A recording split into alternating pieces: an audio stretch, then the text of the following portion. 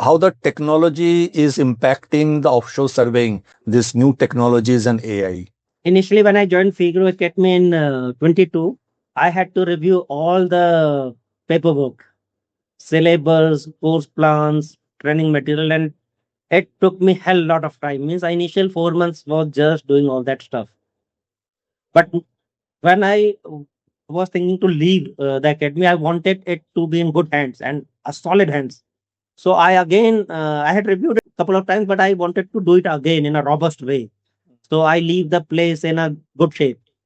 And I realized that AI Copilot, because we were officially given that license version of Copilot, it has made it so easy to do it. But then, can you really trust AI to do everything? So that is still the question mark. And like in aviation industry, autopilot is actually driving the plane and the pilot is actually the co-pilot. So maybe someday we are the co-pilots and that is driving it. We'll see. For me, AI is like, it's a tool. It's not the ultimate answer. You can use the tool the way you want for your own advantage, but you cannot trust your tool every time. Unlike aviation, where you have to trust your instrument, but instrument and AI are two completely different things. See, AI nowadays, I have seen people, whatever the AI or the Google is telling them, and they're blindly believing in it. That is wrong, I believe. You have to trust the human experience, the human nature, the human guts. What is your thought about that? The old school surveying and the new school of surveying.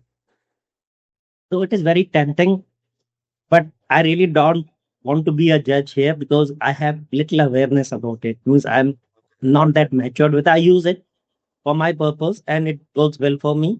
But the question for me always is, do you want to trust it? So I always have to review it, and sometimes I have to review it very hard. That said, I think it is making job easier for everybody, without doubt. And I think it is something going to happen, and we have to accept it. How much will it impact is still nobody is sure about. It is not replacing human; it is making it cheaper to provide the solution. Which with if it is just humans, it is time consuming and a bit more expensive and other things. But how long it will be cheaper is the question mark. So at some point there will be the balancing act where human and machines cost the same, and then somebody have to make judgment whether to trust human or machine. Yeah, and things can go anywhere after that. But I think all this thing is coming because it is cheaper and it's new technology, but it won't remain cheap. It will certainly get very expensive. I hope it doesn't get out of hand. The problem here is that if shit hit the fan and it comes to troubleshooting, the person has no clue. Yep. That is another thing. Yeah, but otherwise, it is making easier for the operators. Things are getting easier, much easier than it was back in the day. We have to be careful about so many things, including small and critical things.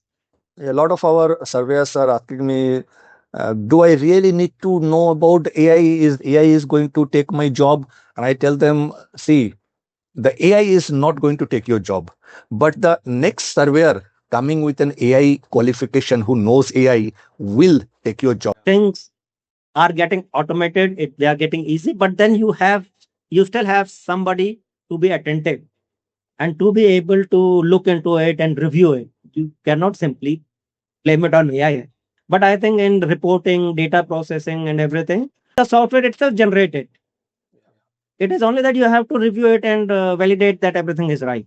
So that is that part of AI, which I think is very interesting. It has made the work of party chief very easy, and maybe it makes party chief redundant someday. You don't know. So things are changing. Back in our day, a surveyor had its own thing and engineer had its own thing. Now it is a multidisciplinary talent coming in. Things are things are changing, and that is what is making it interesting.